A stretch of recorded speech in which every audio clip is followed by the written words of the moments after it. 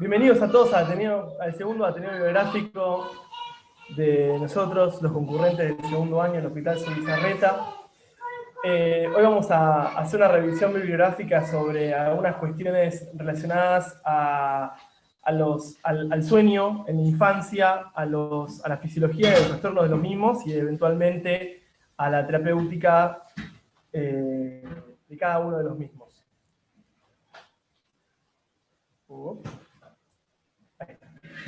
Esta es la revista Elsevier, que publicó un artículo de análisis de pediatría donde nos pareció a modo introductorio interesante, donde ahí, digamos, expresa la importancia de la búsqueda del factor sueño en la historia clínica, en pediatría.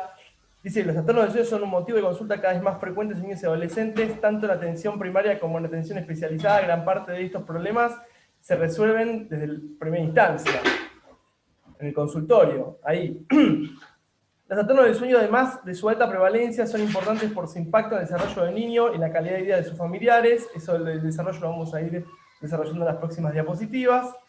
Además de afectar el comportamiento y el estado de ánimo, también pueden alterar las funciones cognitivas, disminuyendo la atención selectiva y la memoria, con el consiguiente peor rendimiento escolar, como vamos a ver en un artículo de NCBI más adelante. Dentro de lo que es la fisiología del sueño, hay una hipótesis, no pudimos evidenciar qué tan fehaciente es, sobre un sistema de dos procesos, donde se establece un proceso homeostático o proceso S, cuando fundamentalmente se genera la secreción de una miríada de sustancias químicas, entre ellas, por ejemplo, la adenosina, que para lo que hace al proceso fisiológico del sueño se la denominan estos somnógenos, que regulan fundamentalmente la duración y la profundidad del sueño. Y por otro lado, tenemos el proceso C, que se compone de los ritmos circadianos. Hay uno que es el maestro, que está ubicado a nivel del núcleo supraquiasmático en el hipotálamo ventral, más otros relojes circadianos que serán endógenos en términos cardiovasculares, secreciones hormonales y demás, o a nivel del ambiente, que se llaman también oficialmente los sincronizadores ambientales, como el ciclo de luz y oscuridad, las comidas, etc. Con respecto a los ritmos circadianos, se pudo establecer a nivel estadístico que hay dos periodos de máxima somnolencia, que son entre 3 a 5 de la mañana y 3 a 5 de la tarde, y periodos de máxima alerta, que es a mitad de la mañana y por la noche. Obviamente regulado por lo que mencionábamos en la filmina anterior. Dentro de lo que es la arquitectura del sueño, nosotros podemos subdividirla a la misma en sueño REM o REM, que es Rapid Eye Movements, es una definición clínica porque se ve que estos pacientes tenían movimientos rápidos oculares, y los sueños de ondas lentas, los sueños no REM. Que me pareció muy interesante esta categorización porque en función a las alteraciones en cada una de estas fases también son las diversas parasonias particulares que pueden aparecer como trastornos más adelante, como desarrollaremos. El sueño no REM se caracteriza por ser el sueño restaurador y comienza rápidamente tras el sueño. Y el sueño de los movimientos oculares rápidos tiene fundamentalmente estas tres cuestiones que seleccionamos de la sección fisiológica, que son fundamentalmente la consolidación de las funciones cognitivo-ejecutoras a nivel neurológico de la persona, y como vamos a ver también, ya en lo que sería la arquitectura global de la fisiología del sueño, la impronta que tiene a nivel de otras funciones fisiológicas. Ahora, en las siguientes filminas vamos a enumerar en forma pseudo aislada un montón de factores que tienen que ver con lo que es la fisiología del sueño. El sueño es la principal actividad cerebral en las primeras fases del desarrollo. Por ejemplo, un niño de 2 años, si lo comparamos con un chico bastante mayor, la proporción de horas de sueño son muchísimos más. Y más aún si lo comparamos a un niño recién nacido con respecto a un niño puberal o postpuberal. Es más, lo que se quiere decir a modo de resumen es que se la pasan durmiendo al lado de los chicos más grandes. Después, bueno, justamente como estábamos mencionando en el segundo ítem, las horas del sueño van gradualmente reduciendo su duración. Esto de las fases que mencionábamos previamente, lo que hace la arquitectura del sueño, la proporción del sueño REM, de momentos oculares rápidos, al nacimiento es máxima, a lo largo de la infancia hasta la adulta va disminuyendo. Y eso es importante porque en el caso de que en edades más avanzadas este sueño de momentos oculares rápidos se mantenga en proporciones altas o más prolongadas, va a ser determinante, como mencionábamos previamente, en trastornos, entre ellos digamos, a causa de factores exógenos como diferentes fármacos que pueden generar narcolepsia. Por eso lo vamos a estar desarrollando más adelante.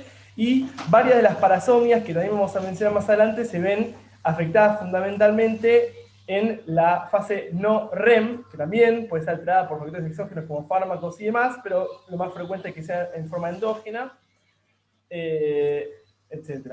Acá tenemos un gráfico donde se ve, digamos, donde se manifiesta la disminución gradual de las horas del sueño a medida que van pasando las diferentes etapas de la infancia. Acá en un gráfico de un artículo muy interesante que encontramos y muy completo, donde se caracterizan, digamos, más específicamente las edades y las horas del sueño que se le corresponderían aproximadamente para esa edad, o horas de sueño necesarias. Y para ir finalizando con los factores a enumerar, el ciclo ultradiano de sueño se alarga aproximadamente desde 50 minutos en el recién nacido término hasta los 90-110 minutos en el niño de edad escolar. Por eso los niños, cuanto más chiquitos son en su periodo de lactancia, más despertares tiene. Cuando hablamos del ciclo ultradiano, lo que estamos hablando es una redefinición de lo que se llama tiempo en el ciclo del sueño, porque si bien oficialmente para los seres humanos civilizados las horas duran 60 minutos y los minutos duran 60 segundos, cuando hablamos de ritmo circadiano o sueño, subdividimos a las horas en tiempo ultradiano. El tiempo tiene otra noción, tiene otra definición, tiene otra descripción, que se define en diferentes cantidades de minutos dependiendo del estado de madurez o de las etapas de la vida que estemos transitando. Acá en la revista Cielo, no caracterizamos puntualmente, porque parecía bastante engorroso, las alteraciones que se ven, alteraciones no, las variabilidades que hay a nivel fisiológico en la secreción neurohumoral, a nivel del organismo durante el sueño. Fíjense qué cantidad de factores, en realidad nos quedamos bastante cortos porque seleccionamos los más importantes, pero son bastante interesantes los cambios humorales que tenemos cuando dormimos, los niños. Y esto, en las próximas diapositivas, es un artículo del NCBI cuya búsqueda, digamos, clave tenía que ver cómo el sueño afecta en forma intrínseca la cognición, pero fundamentalmente se quiso buscar cuál es la relación o cuál es la impronta del sueño a nivel del neurodesarrollo y el crecimiento fundamentalmente. Acá tenemos, a nivel de la cognición, vemos que se hicieron varios, acá la revista en realidad hizo toda una revisión bibliográfica, no sé, como por ejemplo, ahí mencionaba, por ejemplo, Cochrane, cientos de estudios diversos donde fueron excluyendo y demás, para ver cuáles, digamos, tenía la veracidad indicada para objetar, digamos, datos concretos. Ustedes vieron, después de escribir bastantes estudios, de que a nivel de la cognición, fundamentalmente el sueño, después de varios estudios, tiene una impronta muy particular a lo que hace a la memoria de consolidación. No es lo mismo un niño, digamos, de término o de pretérmino en términos de consolidación del sueño, sobre todo por lo que hablábamos antes, los ritmos ultradianos, el tiempo en minutos que dura el ciclo de ritmo circadiano, para lo que hace un pretérmino, un término no es lo mismo, y además de no ser lo mismo particularmente, también tiene adicionalmente que a lo largo de las etapas de la vida, en el caso de que alguna de las dos fases de la arquitectura se vea afectada, la impronta en la alteración de diferente función cognitivo-ejecutora. Para lo que hace a la memoria, se estaría eventualmente consolidando, de respetarse obviamente el sueño, como veíamos, las horas necesarias previamente. A lo que hace el peso, se vio que los niños que dormían, que tenían una afección del mismo, tenían una propensión a aumentar el índice de masa corporal en forma importante, y más adelante, a nivel del crecimiento y el desarrollo, digamos, manifestar enfermedades no transmisibles como la obesidad, el sobrepeso y la obesidad. Y a nivel de lo que hace a la longitud o talla o la altura, no hay estudios concluyentes de la real, digamos, impronta o afección que tengan términos fisiológicos del sueño con esta, pero porque en realidad la mayoría de los estudios se vio que estaban más seleccionados a la hora de tratar de desarrollar la relación que tiene el sueño con la obesidad fundamentalmente, pero definitivamente los chicos que tienen sueños más respetados tienen menor, ¿cómo se dice? Menor proporción o menor posibilidades de poder desarrollar en un futuro alteraciones del crecimiento. Y para ir terminando con este artículo del NCBI, me pareció destacable que dice que varios pacientes con deficiencias de hormonas de crecimiento vieron que se vio, ¿sí? en varios de cientos de pacientes, no recuerdo exacta la cifra, que todos esos que tenían esta deficiencia en la concentración de hormona de crecimiento en general, era porque tenían objetiva y subjetivamente un déficit de sueño muy importante. Y para terminar con la sección fisiológica del sueño, acá hay un libro que se llama Neuroinmunología del sueño, donde los diferentes varios de capítulos que lo componen, hay unas cuestiones muy interesantes que tienen que ver cómo la inmunidad se ve alterada en los niños que tienen afectado el sueño. Por ejemplo, dice que hay, voy a proceder a leer algunas de las cuestiones establecidas están escritas en la diapositiva.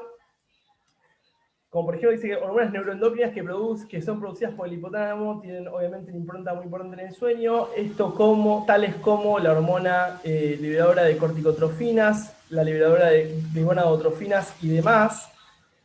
Después se vio que en pacientes deprivados de sueño tienen una falta de respuesta inmunitaria a la memoria inmunológica que se quiere lograr tras la inmunización con influenza, con la vacuna. Y después, por último, ahí seleccionado, se vio también que hay una deficiencia en la inmunocompetencia celular, que tienen una alteración, digamos, a nivel del número, de la calidad de las células del sistema inmunitario en los pacientes con insomnia crónica o con otras alteraciones. Paso el micrófono. Ahí va. Bueno, yo entonces voy a entrar ya en el capítulo de trastornos del sueño en la niñez. Adelante, Yair.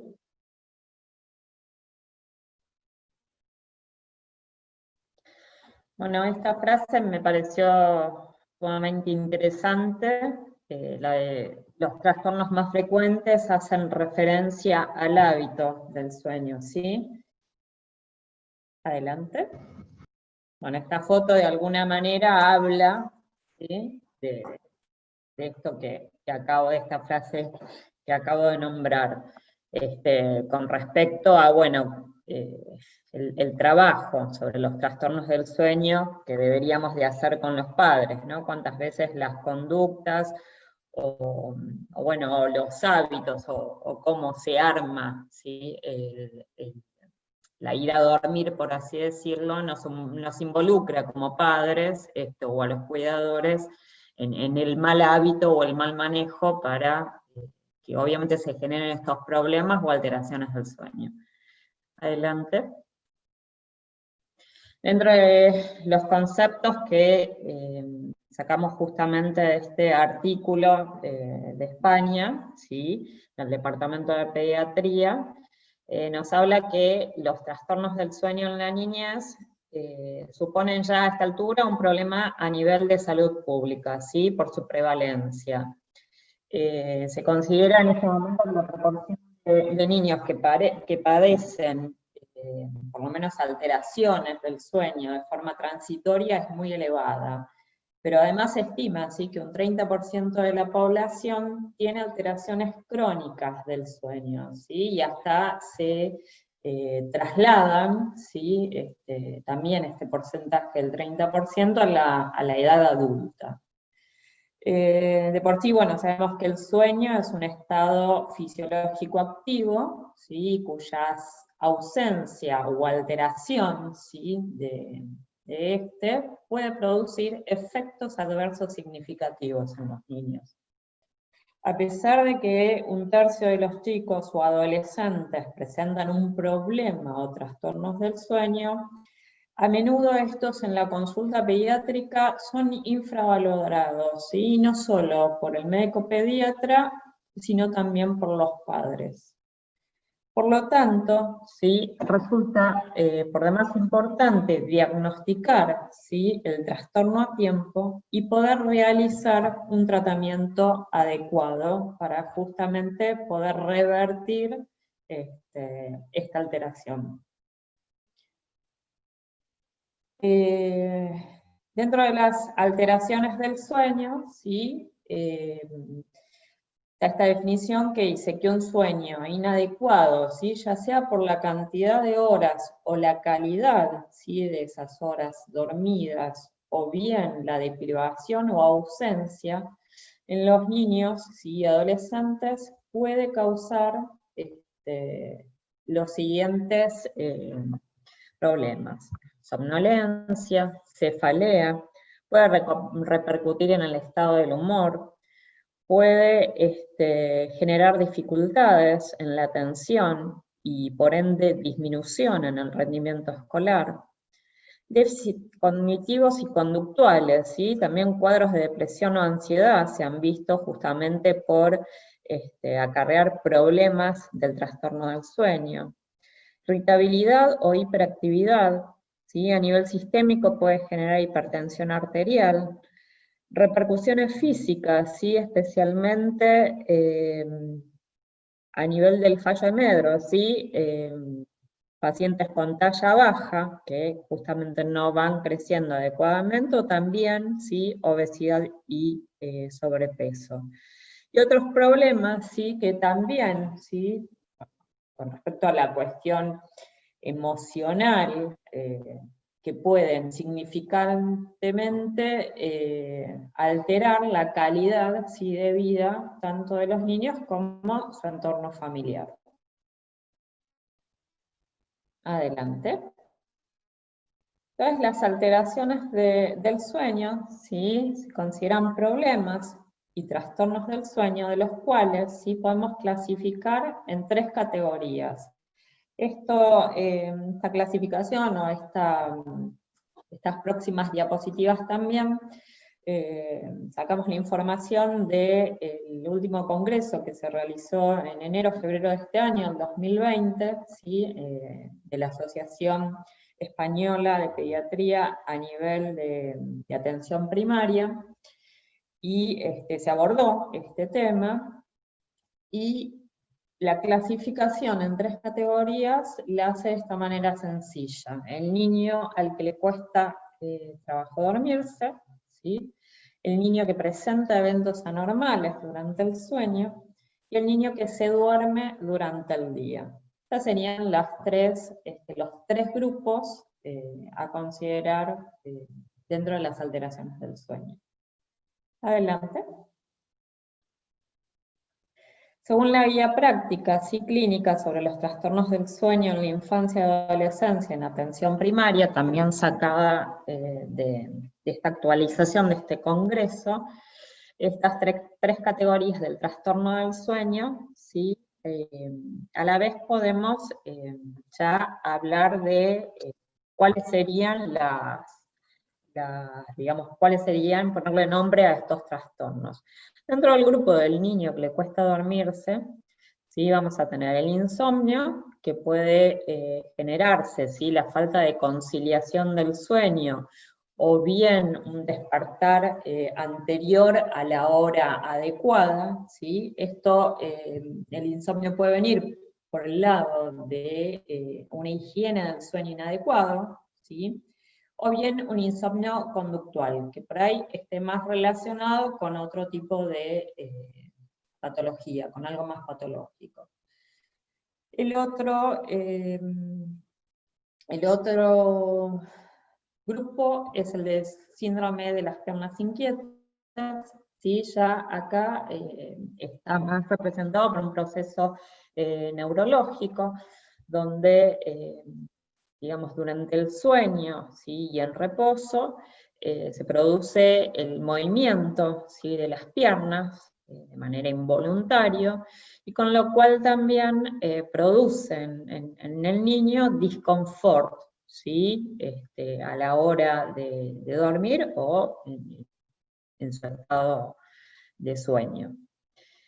El otro es el síndrome de retraso de fase, ¿sí? Se habla de que habría como una hora de retraso, ¿sí? En la fase circadiana, con lo cual tiene, ¿sí? Alteración al inicio del sueño, y lo que se vio es que esto sucede, ¿sí? Lo más probable, durante, digamos, los horarios escolares semanales, y que justamente no se produciría en periodos como el fin de semana o en periodos vacacionales, ¿sí? Esto no se produce, el síndrome de retraso de fase.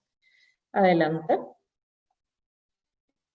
El otro grupo entonces es el niño que presenta eventos anormales durante la noche, ¿sí? Que pueden ser tanto registrados por el cuidador o los padres, o bien también dichos por los mismos niños.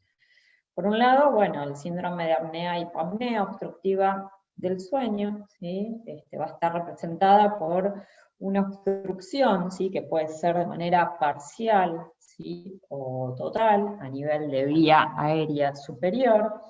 Estos pacientes presentan ronquidos, ¿sí? También puede haber hipoventilación, y se produce, ¿no? En ese momento de saturación de oxígeno con o sin la retención de dióxido de carbono. El otro grupo son las parasomnias, ¿sí? Que como había dicho o nombrado Yair, mayormente se producen en la fase del no REM, son el sonambulismo, los terrores nocturnos, el despertar confusional o las pesadillas. Por supuesto, generan todas estas interrupción, ¿sí? De las horas de sueño y,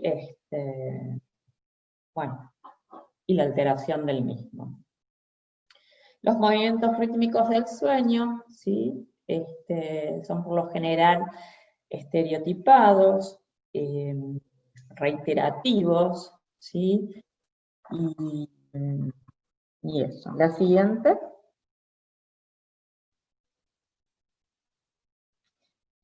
Y el último grupo es el del niño que se duerme durante el día, ¿sí?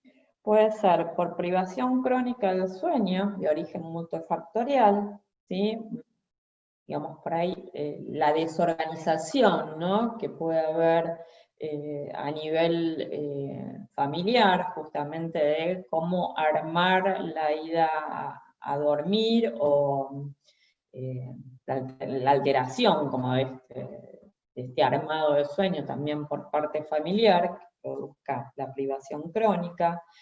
La narcolepsia, ¿sí? Ya este es un grupo patológico, ¿sí? Donde se produce una somnolencia diurna excesiva, ¿sí? No consciente, y las hipersomnias es el otro grupo dentro de esta clasificación. Adelante, Yair. Otro grupo u otro tipo de clasificación es la clasificación internacional de los trastornos del sueño de la Academia Americana de Medicina del Sueño, donde ellos enumeran 7 tipos de trastornos, que son los que vemos acá.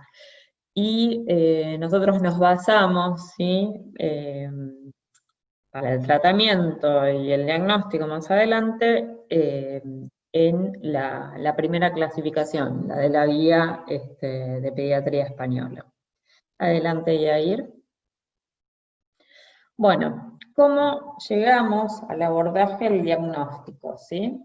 Tenemos que tener en cuenta que es fundamentalmente clínico, ¿sí? Y mediante la información que obtengamos tanto de los padres o de los cuidadores del niño, ¿sí?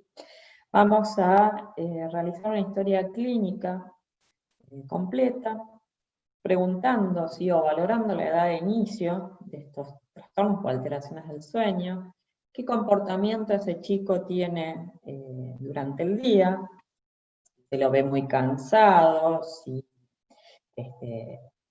malhumorado, cuáles son los hábitos y las rutinas del sueño, ¿sí? Y esto lo podemos cuantificar a través de la agenda del sueño de 24 horas, ¿sí?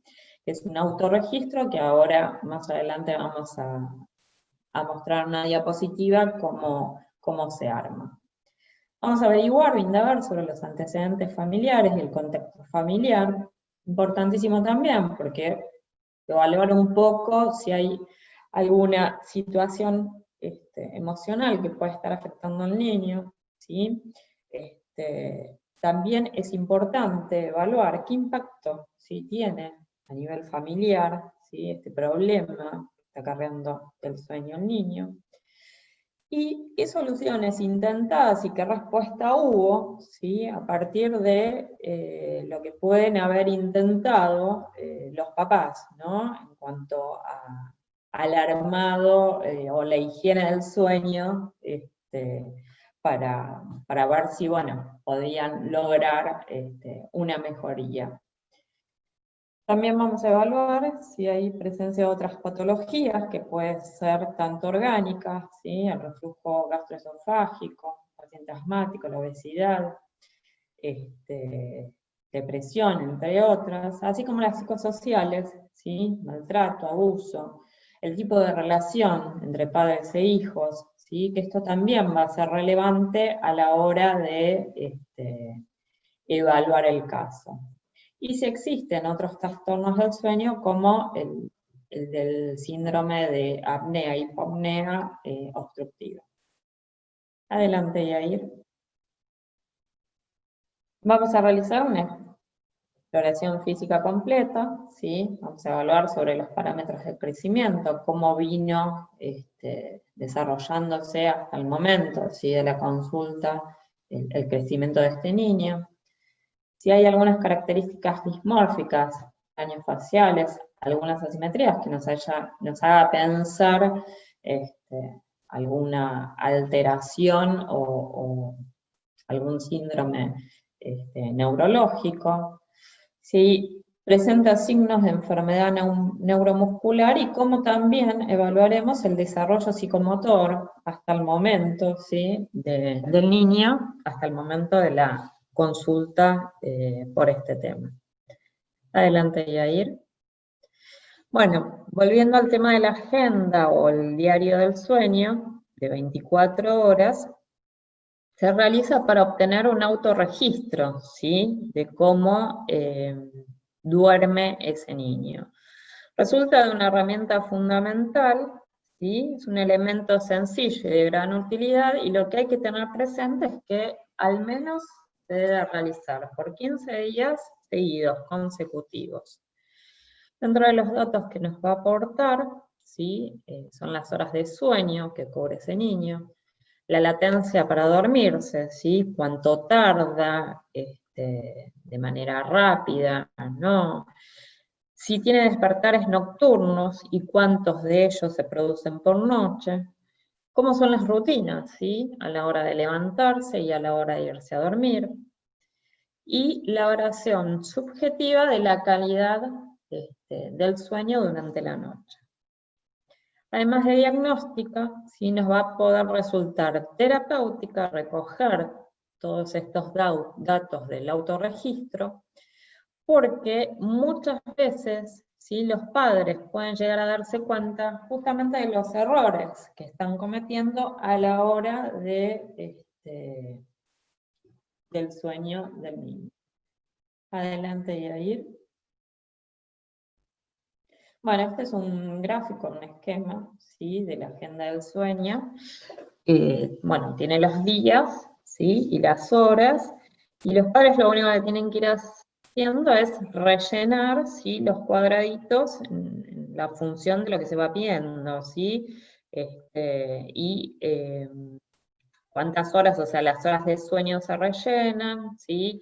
Se dejan en blanco las horas cuando el niño está despierto, y bueno, de alguna manera se va, sirve justamente para evaluar.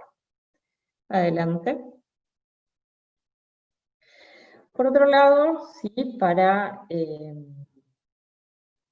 aportar datos sobre el diagnóstico están las escalas y cuestionarios, ¿sí?, que se utilizan, que son la de Beers y la otra, la última, que es la de, también conocida como escala de Bruni. Nos van a servir para justamente también evaluar el sueño del niño. Adelante. Bueno, esta es la escala número 1, la de BIST, que es para hacer un pesquisado, ¿sí?, de los problemas del sueño, y se utilizan lactantes menores de 2 años. Los ítems que más pregunta es dónde, cuánto y cómo duerme ese niño, ¿sí?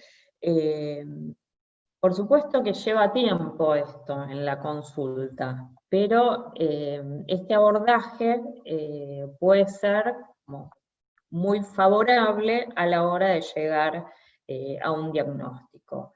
Y me pareció interesante que al pie, ¿no?, como última pregunta, es evaluar con los padres, es qué les parece a ellos si esto, ¿no?, este trastorno, esta alteración del sueño en su hijo resulta un problema muy serio, ¿sí?, menor, o no lo consideran un problema. Adelante. La otra escala, la segunda escala utilizada, ¿sí?, se hace para pesquisar la alteración en niños y adolescentes, ¿sí?, de 2 a 18 años. Entonces, los ítems que van a incluir es qué problemas tiene el niño para acostarse, si está dada la somnolencia diurna, ¿sí?, si hay despertares durante la noche, qué regularidad y duración del sueño tiene, y si hay presencia o no de ronquidos. De todas estas preguntas, algunas van a ser dirigidas, ¿sí?, hacia los papás, y algunas van a ser dirigidas hacia los niños. Por supuesto, de la franja de 6 a 12 y de 13 a 18, ¿no? Ahí no pueden contestar, no están esta división marcada en la franja de 2 a 5 años. La siguiente. Y esta es la que se conoce, la tercera escala, ¿sí?, que también se conoce como la escala de Bruni, que es mucho más, ¿cómo se dice?, mucho más completa, ¿no? Y bueno, la sumatoria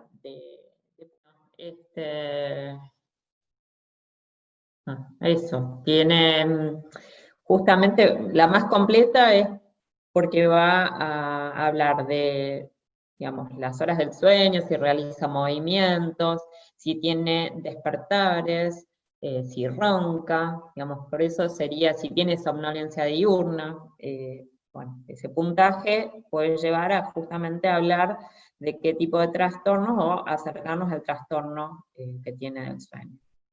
Adelante.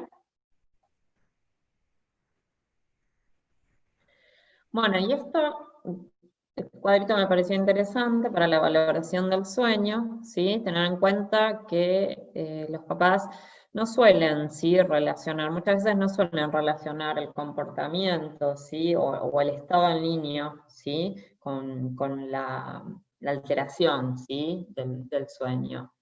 Entonces, a todas las edades, ¿sí?, sería buenísimo poder también evaluar dentro de la consulta pediátrica, además de cómo se alimenta o viene su desarrollo, ¿sí?, poder evaluar también el tema del sueño, ¿sí?, cómo duerme, cuánto duerme, ¿sí?, qué hace a la hora de irse a dormir, ¿sí?, dónde duerme, si solito, en otra habitación, si con los padres, ¿sí? Tratar de evitar las derivaciones innecesarias, ¿sí?, tratar de trabajarlo, ¿sí? en el consultorio, ¿sí? Si llegara a haber alguna alteración que podemos ver la manera de ayudar o colaborar para revertir.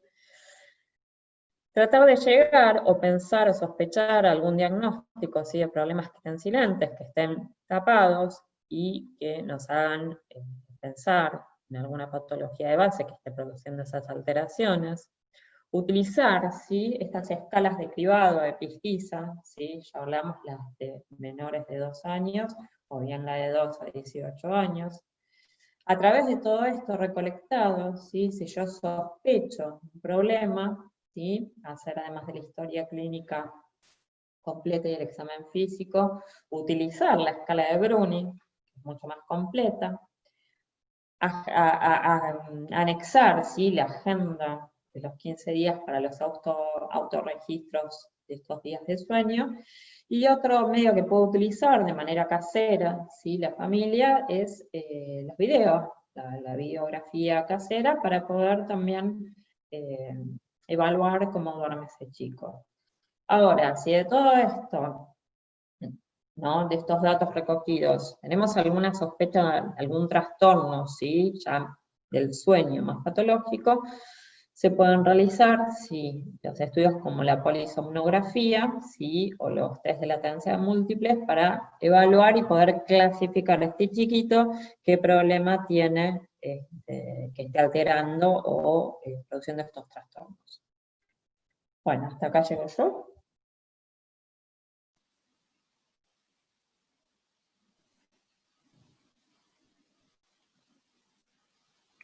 Hola, Hola Lupi, ¿se escucha? dale, perfecto. Bueno, con respecto al tratamiento, entonces vamos a hablar acerca de la higiene del sueño, que es uno de los puntos más importantes que debemos tener en cuenta a la hora del tratamiento. Dentro de esta higiene del sueño, básicamente debe ser efectiva. Si esta higiene del sueño no es efectiva, entraríamos entonces a otro tipo de tratamiento que usualmente no es el de primera línea. Básicamente, con la higiene del sueño lo que necesitamos es enseñar las estrategias para favorecer unas conductas adecuadas. Este es el tratamiento más efectivo y es el más utilizado en los programas de tratamiento del insomnio, y básicamente este tipo de tratamiento debe ser individualizado. La siguiente. Eh, estos son unos, según la guía ambulatoria del Comité de Pediatría de la SAP, nos regalan unas orientaciones acerca de la higiene del sueño, y estos son unos puntos muy importantes que se pueden tener en cuenta o que se deben tener en cuenta a la hora de poder orientar a los padres y de poder darles las pautas para poder ayudar a ese niño para poder conciliar un sueño adecuado. Y algunas de estas son que el sueño hay que manejarlo como una función evolutiva que va a requerir de una maduración del sistema nervioso, y es muy importante para el crecimiento físico y el desarrollo neurológico, como ya lo había mencionado previamente Yair en los estudios de los cuales había comentado. Hay que tener en cuenta que el recién nacido aproximadamente se está despertando cada 3 horas, y eso está regulado en algunas ocasiones por la alimentación, ¿sí?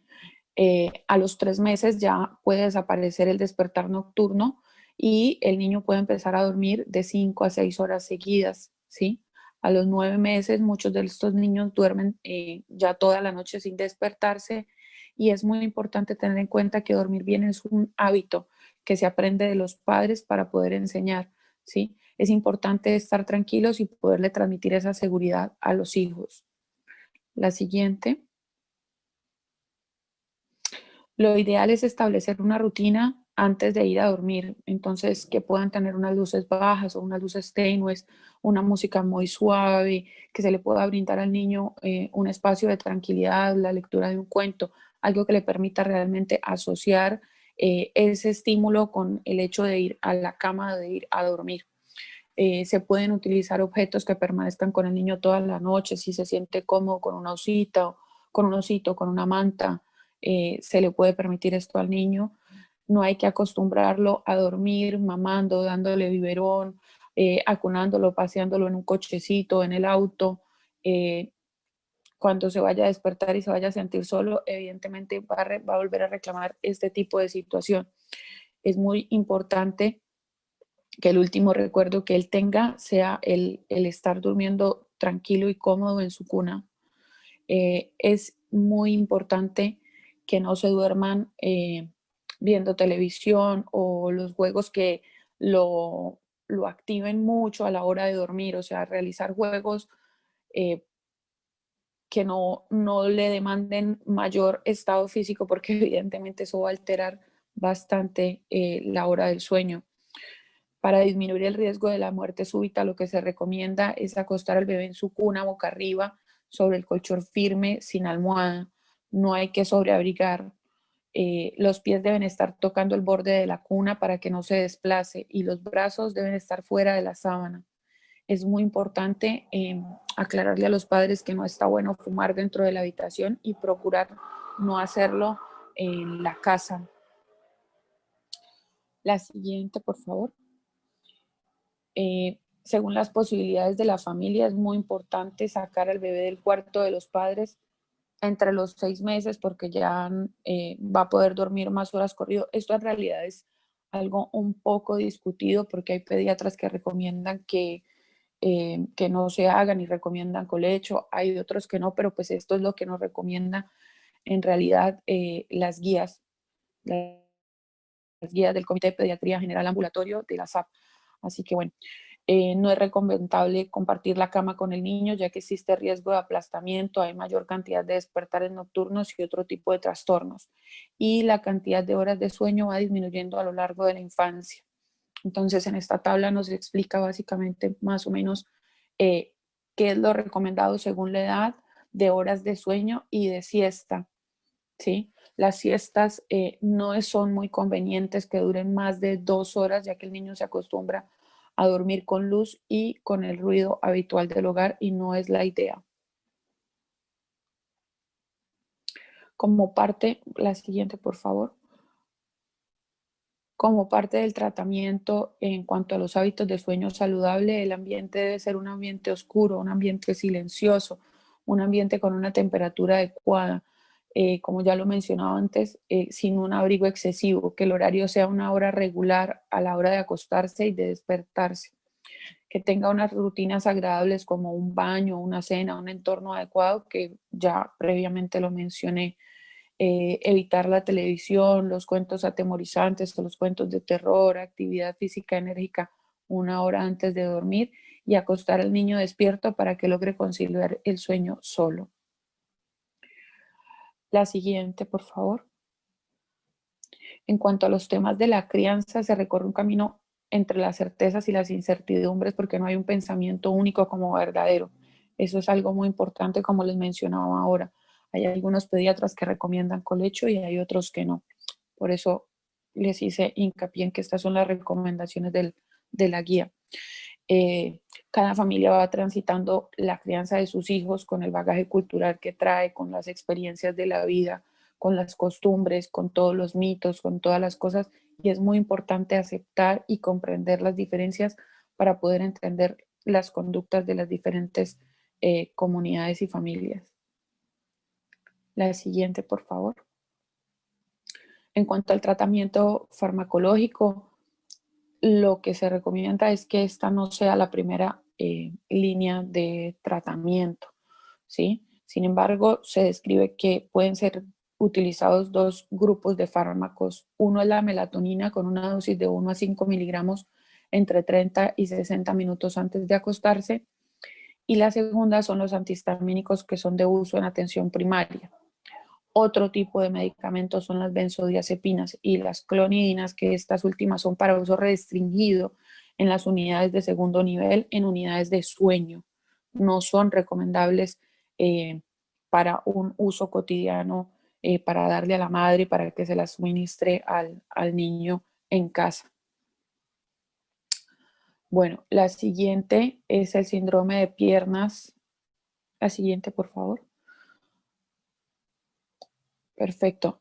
Bueno, dentro de lo que consideramos como tratamiento, ya igual Daniela nos habló un poco acerca de cada uno, nos describió básicamente algunas de estas enfermedades, pero vamos a ahondarlas un poquito más, incluyendo su tipo de tratamiento.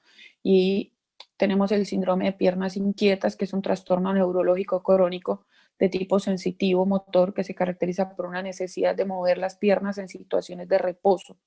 Generalmente va asociada a una sensación desagradable. Afecta más o menos al 2 al 4% de los niños y de los adolescentes. La etiopatogenia es bastante compleja, pero está asociado a algunos factores genéticos como el déficit de dopamina, de hierro y algún otro tipo, y algunos otros como la insuficiencia renal, la hepática, las neuropatías, la depresión, las lesiones medulares, etc. Continuamos. Con respecto a sus síntomas, podemos decir que aparecen más durante el día que en la noche, que el sueño se ve alterado en forma de insomnio al comienzo de la noche y por la existencia de una multitud de microdespertares, ¿sí? El diagnóstico es básicamente clínico y como ya lo mencionaba Dani, eh, bueno, según los criterios que ya Daniela ahorita nos explicó, y se aceptan básicamente tres posibilidades dentro de la clasificación del síndrome de piernas inquietas, que es el definitivo, el probable y el posible. Y en cuanto al diagnóstico diferencial, pues ya como lo comentamos ahorita, se deben considerar entonces otros tipos de insomnio, los llamados dolores de crecimiento, los calambres, los dolores musculares, el trastorno de hormona antidiurética y la catice. Básicamente el tratamiento, la siguiente, es la higiene del sueño y un tratamiento oral con hierro en dosis terapéutica de anemia ferropénica cuando los niveles de ferritina sérica estén por debajo de 5 microgramos por litro. Los pacientes que no respondan se van a tener que derivar a la unidad de sueño, ¿sí? Para evaluar tratamiento con dopaminérgicos.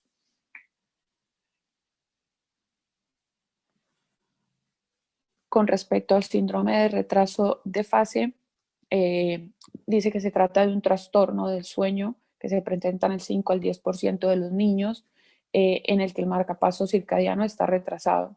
Algunos criterios de la Sociedad Americana de Sueño son los siguientes, y es el patrón del sueño retrasado al menos 1 hora, el insomnio de conciliación y la dificultad para despertar por la mañana, y que los síntomas aparezcan durante más de un mes.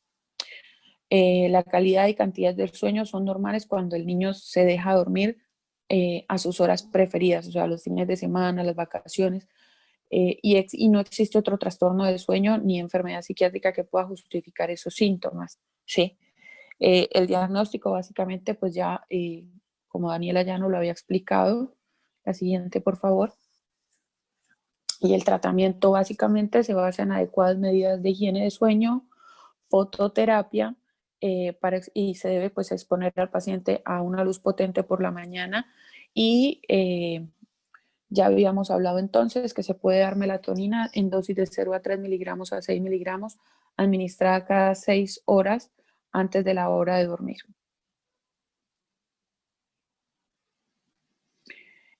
La siguiente es el síndrome de apnea o hipopnea del sueño. Sabemos entonces que este es un trastorno al que hay que tenerle mucha precaución. Es un trastorno respiratorio de sueño caracterizado por una obstrucción parcial prolongada o una obstrucción completa de la vía aérea superior en presencia de actividad muscular torácica y abdominal que interrumpe la ventilación y los patrones normales del sueño acompañado de una desaturación de oxígeno con o sin retención de dióxido de carbono. Se presentan aproximadamente el 10% de los niños y adolescentes, los cuales roncan de forma habitual. La siguiente.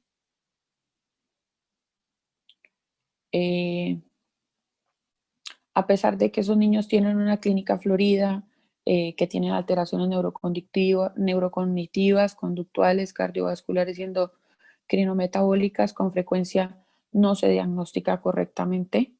La siguiente, por favor. En cuanto al diagnóstico, pues ya vimos que se fundamenta básicamente en una historia clínica y en un examen físico compatible y confirmada mediante una serie de exploraciones complementarias que permiten diferenciar al roncador simple con el niño que sufre un síndrome de apnea-hipopnea del sueño. Y nos debemos auxiliar en los cuestionarios que ya Daniela nos explicó. Se disponen como pruebas complementarias para apoyar o no la decisión de remitir al paciente a una unidad de sueño o al otorrino, la posibilidad de realizar un video doméstico durante el sueño para poder tener un punto de referencia. La siguiente, por favor. Y los niños que presenten una sospecha alta de este tipo de trastorno deben ser evaluados en una unidad de sueño mediante una polisomnografía nocturna, que sería el patrón de oro para el diagnóstico de la enfermedad.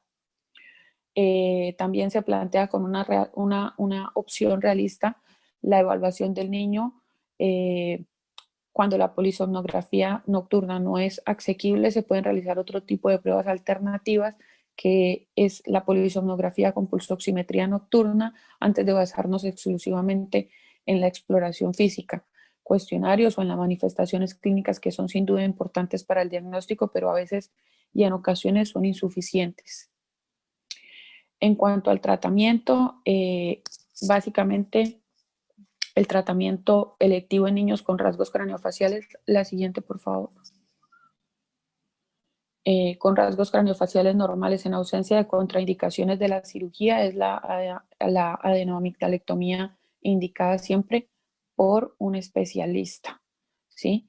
Y el Grupo Español del Sueño, en el Consenso Nacional del Síndrome de Apnea y Hipopnea del Sueño, indica la prescripción de la presión continua de la vía aérea con CPAP, ¿sí? Es el CPAP en niños con este tipo de trastorno asociado a otras enfermedades cuando la cirugía no es posible, en niños con este trastorno, o en niños con un síndrome de apnea-hipopnea del sueño residual tras la intervención en este periodo prequirúrgico para estabilizar a los niños con riesgo de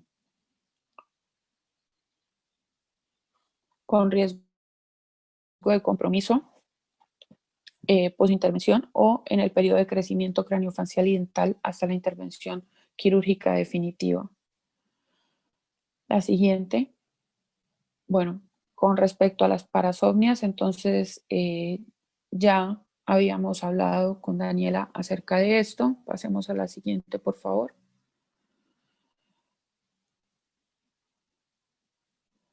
Bueno, entonces con respecto a las parasomnias, la siguiente, por favor.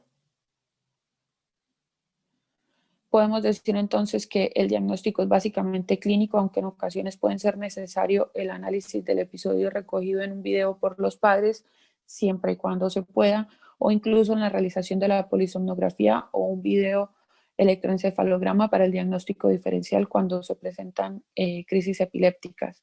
En cuanto al manejo de las parasomnias, debe iniciarse siempre con una mejora en la higiene del sueño y extremando las medidas de seguridad en el niño. Es necesario descartar otros problemas y trastornos del sueño que puedan coexistir cuando los episodios son muy intensos o frecuentes y ocasionan síntomas diurnos como somnolencia y ansiedad, y pueden tratarse mediante despertares anticipados, programados o con benzodiazepinas. La siguiente. En cuanto a los movimientos rítmicos relacionados con el sueño, entonces sabemos que este tipo de trastornos. La siguiente. Ahí. Sabemos que este tipo de trastorno de movimientos rítmicos está relacionado con el sueño y se caracteriza por comportamientos motores rítmicos recurrentes, estereotipados y repetitivos, que ocurren en la transición de la vigilia del sueño, aunque incluso se pueden observar cuando el niño está despierto. Son típicas de los lactantes y los preescolares, que a veces se asocian a los trastornos del neurodesarrollo. Se han descrito varios tipos, y algunos de estos es cuando los niños presentan movimientos de la cabeza en sentido antero-posterior contra una superficie hasta conciliar el sueño. Entonces son los niños que en ocasiones observamos que mueven o golpean su cabecita levemente contra la almohada hasta que logran conciliar el sueño. El siguiente son los movimientos giratorios de la cabeza de lado a lado. Entonces es cuando tenemos que los niños a veces cierran los ojitos y hacen así, rolan, se mueven en la cama y mueven la cabeza para los lados. Otro tipo de movimiento es el balanceo de todo el cuerpo estando el niño de rodillas. Entonces son los niños que encontramos con las rodillitas flexionadas y de alguna manera se balancean para poder encontrar la posición y el sueño. Otro son los niños que ruedan en la camita de un lado al otro hasta que logran conciliar el sueño.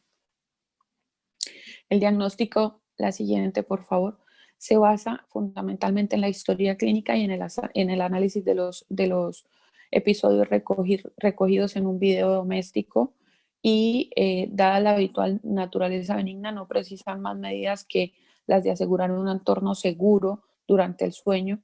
Ciertas técnicas de modificación de conducta se han usado con éxito, así como benzodiazepinas en arritmias intensas o en niños mayores. La siguiente es el niño que se duerme durante el día. Entonces, es la incapacidad de permanecer despierto y alerta durante el periodo de vigilia con episodios no intencionados de somnolencia o de sueño. Estos niños desarrollan esta somnolencia por alguna de estas tres razones.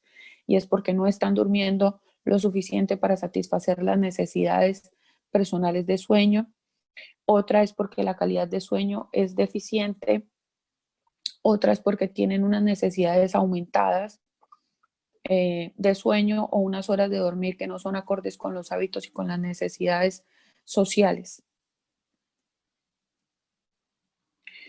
El sueño insuficiente, de esas tres causas, básicamente el sueño insuficiente es la causa más común de somnolencia. El incremento de las necesidades de sueño puede deberse a enfermedades varias como la mononucleosis infecciosa, el hipotiroidismo, narcolepsia, hipersomnias, puede ser idiopática, recurrente o síndrome de Klein-Levin, o ir asociada a cierta medicación como antihistamínicos y anticomiciales. La siguiente. La siguiente. Es muy tierna, las imágenes son muy tiernas, pero bueno, este tipo de trastorno es de mucho cuidado. Y la narcolepsia es la somnolencia diurna excesiva, la cataplexia, pérdida repentina del tono muscular, alucinaciones hipnagógicas y parálisis del sueño con episodios de incapacidad para moverse al despertar. La incidencia en niños es de aproximadamente de la mitad de la población adulta, que es más o menos de 2 a 5 por cada 10.000. Y en los niños la presentación más común es la somnolencia diurna excesiva con cataplexia presente en el 80% de los casos. Presentan alucinaciones hipnagógicas en el 60% y parálisis del sueño en el 40%. Bueno, la siguiente, por favor. Con respecto a las pruebas diagnósticas dirigidas a confirmar o descartar este tipo de trastornos, debe realizarse en una unidad de sueño. Son anormales los resultados de test de latencias múltiples del sueño y en algunas algunas personas está asociado al antígeno leucocitario humano, el HLA de QE10602, pero no es muy específico para la enfermedad. También han encontrado un nivel bajo de hipocretinas en líquido cefalorraquídeo, que es muy sugestivo de narcolepsia con cataplexia. Y el manejo general incluye una educación sobre la naturaleza de la enfermedad y adoptar, como les mencionaba, una buena higiene del sueño. Las siestas cortas pueden mejorar el estado de alerta durante varias horas y los niños deben recibir supervisión cuando realicen actividades potencialmente peligrosas. El tratamiento de la hipersomnolencia con medicamentos estimulantes como el metilfenidato constituye básicamente la base de la terapia en este tipo de enfermedad. La siguiente, por favor. Otro tipo de enfermedad son las hipersomnias recurrentes, que es dentro de ellas tenemos el síndrome de Klein-Levin, que es un trastorno poco común que se caracteriza por episodios de hipersomnolencia acompañados por irritabilidad, excitación y desinhibición social con conductas masturbatorias e hiperfagia. pueden registrarse alucinaciones, un estado confusional con desorientación y un recuerdo vago del episodio. Aparecen en la adolescencia, afectando especialmente a los varones. La precipitación del inicio del trastorno por una infección y una asociación con la HLA-DQ1-0201 sugieren que está asociado a alguna etiología autoinmune y no existe ningún tratamiento consistentemente eficaz para el síndrome de Klein-Levin. Aunque en algunas ocasiones se usan anfetaminas, pemolina, carbonato de litio, carbamazepina, existe una hipersomnia periódica ligada a la menstruación con episodios de hipersomnolencia que duran más o menos de 6 a 10 días y terminan con la menstruación. Y bueno, esperamos entonces que no se hayan dormido con nuestra presentación. La siguiente. Les agradecemos muchísimo, muchísimo por su atención y esta fue la bibliografía de la cual nosotros consultamos y por la cual nosotros nos guiamos.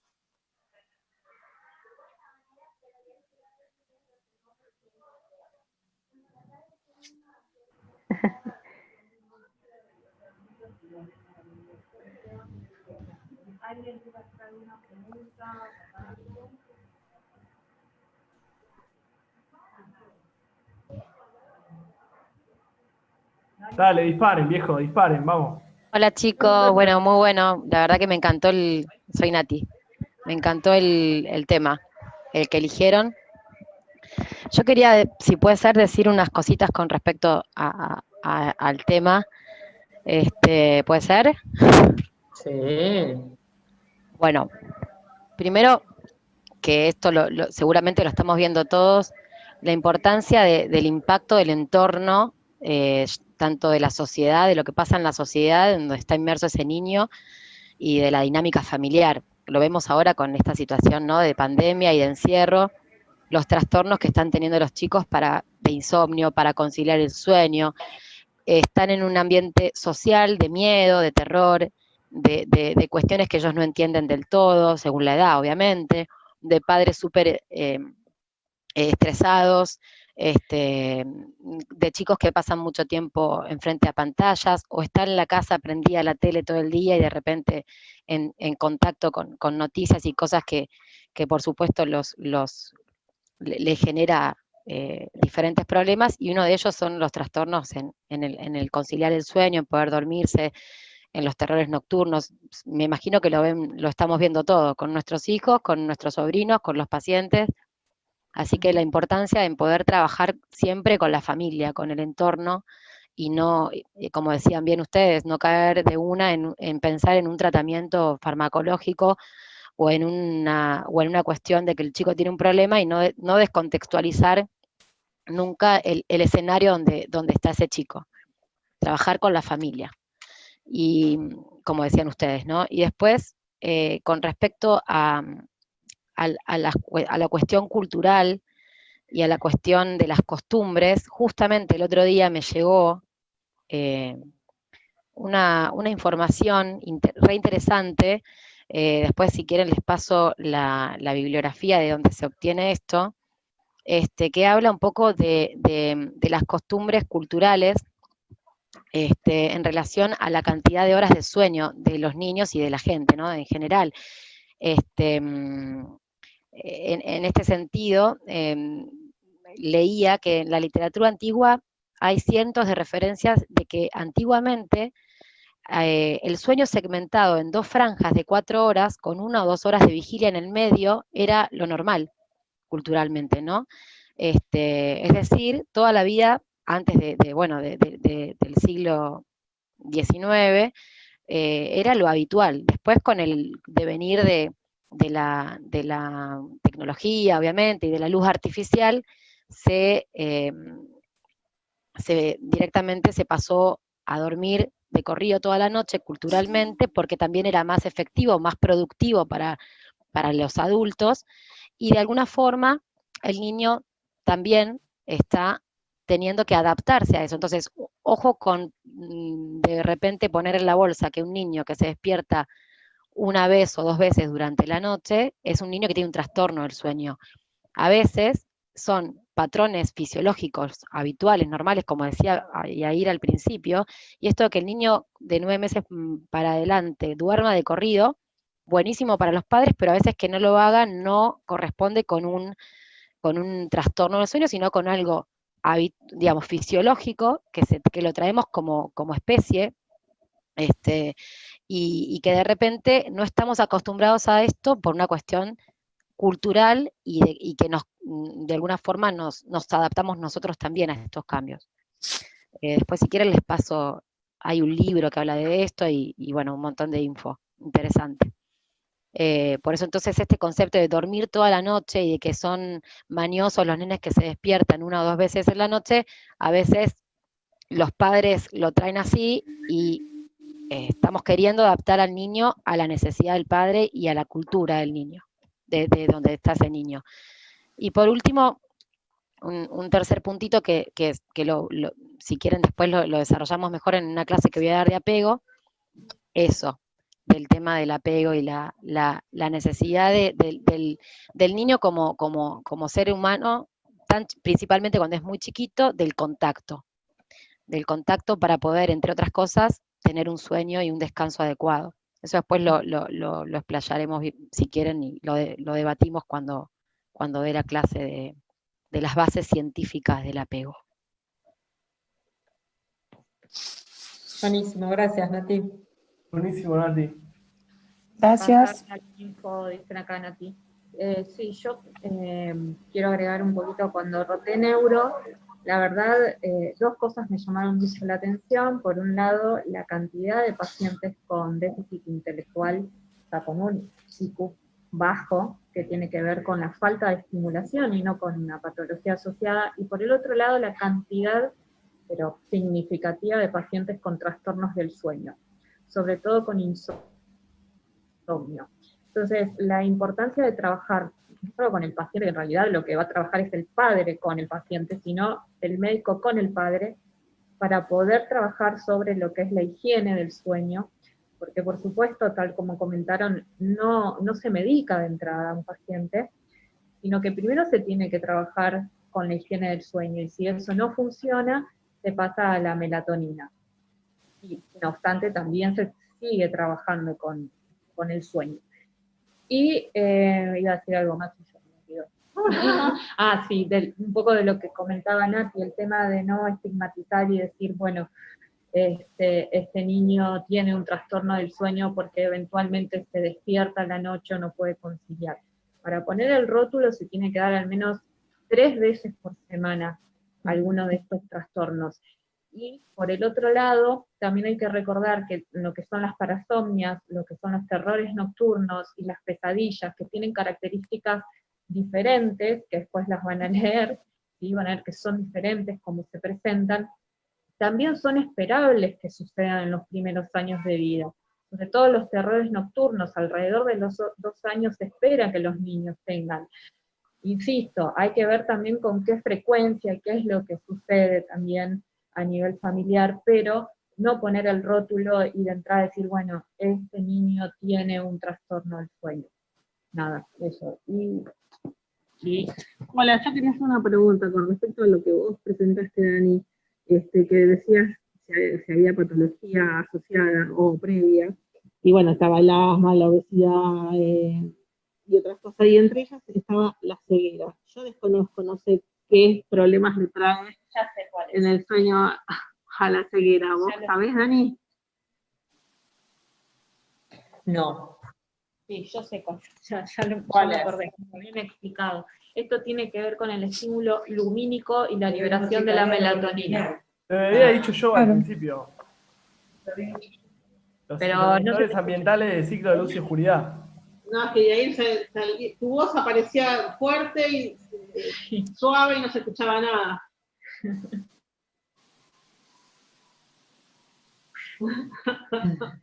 Bueno, no sé, ¿alguien más quiere compartir algo o preguntar algo?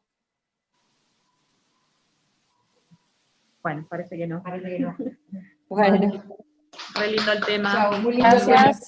Gracias, Luego, chicos. Gracias. Muy buen Besos a tema, todos. muchas gracias. Gracias, Dani. Muy lindo. Chao, chao. Chau, chau.